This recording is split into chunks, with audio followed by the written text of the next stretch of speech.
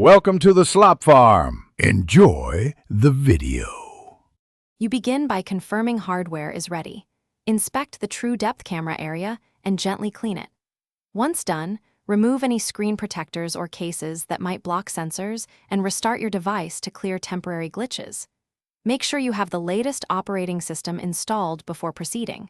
Updates often include Face ID fixes. You will now move into recalibrating Face ID settings and deeper diagnostics.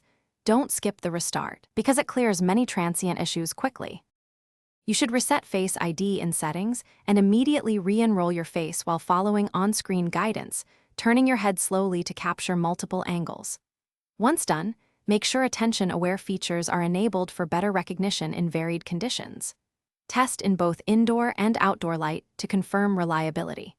If recognition still fails, go to Settings and choose Reset All Settings. This preserves data, but clears system preferences that can interfere. After resetting, repeat enrollment to verify. Finish with diagnostic tests. Use the built-in support app diagnostics or visit an authorized service for a hardware evaluation. True depth components can fail and require professional repair. You should back up your device before attempting any major restores or component replacements.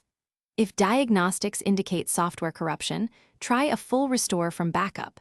If hardware faults are reported, schedule authorized repair. One key troubleshooting tip: always back up before a restore or repair, because data loss can occur during these final interventions.